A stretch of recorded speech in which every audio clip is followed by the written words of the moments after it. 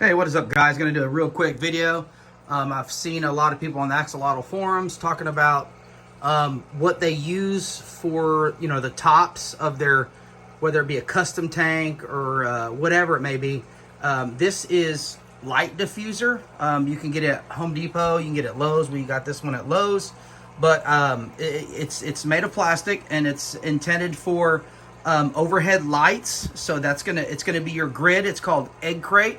As you can see, it has many holes which light and fans. If you're trying to keep your axolotls cool, the air can pass through them. It's really simple. I don't guess everybody knows about it. There's a lot of people coming into the hobby. We've been doing it for a little bit now. I use just a standard pair of dikes, side cutters, I guess whatever you want to call them. And what you do is, the first thing you want to do is, a little bit of measuring involved, people. And if you're going to do it, just do it right. As you can see how snug it is here. Simply, place it on your, on the top of your tank, and I mark it off with a marker, and, just cut it across, the individual lines like this, where you mark it. Just come and clip it all the way down. I mean, it's super simple. If you don't have a pair of dikes, you can probably pick them up for about $6 or $7. I've got multiple tanks. I've got 4 tanks that I've had to make these on.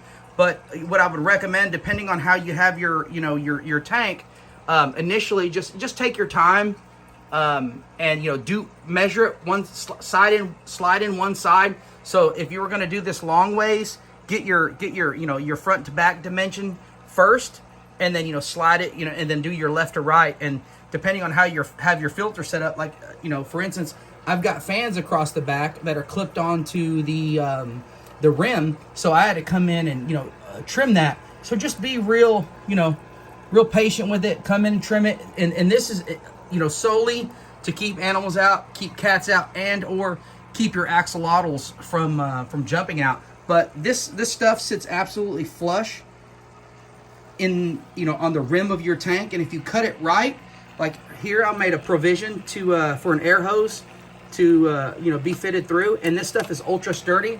And I have another air hose and a power cord in the back, and that's also I made a provision to put those through there without it keeping the top from laying flush. It's super easy to do. Just a little patience, some common sense, and you too can do it. I'll show you my other tank that I've got this on. I've done 2 20-gallon tanks. This stuff is about $17 a sheet. One sheet will do obviously 2 20-gallons, but it will not completely do 2 40-gallons. These are 40-gallon lows that I have here. So yeah, let me show you the other. All right, now we're at our other aquarium setup. It's the same thing. I don't have the fans across the back on this one. I'm probably going to do a sit-on fan on the top of this one. This tank is not completely cycled yet. But, the same thing. I made a provision for a hose. Come over here and you can see how it's notched out for the filter. And we have complete coverage to keep animals in and out. It's super simple. Again, just pay attention. Mark it with the Sharpie where it needs to be cut off at.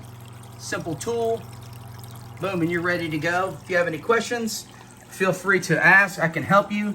But like I said, also here is, I have a SKU that I will put up to help y'all locate these at Lowe's. So that's it, guys. Hope this may help some of y'all. Now here's the SKU for your tank cover.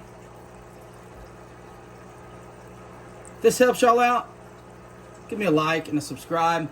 I don't do a lot of axolotl stuff, but I will be doing it here soon. So thank you so much, guys.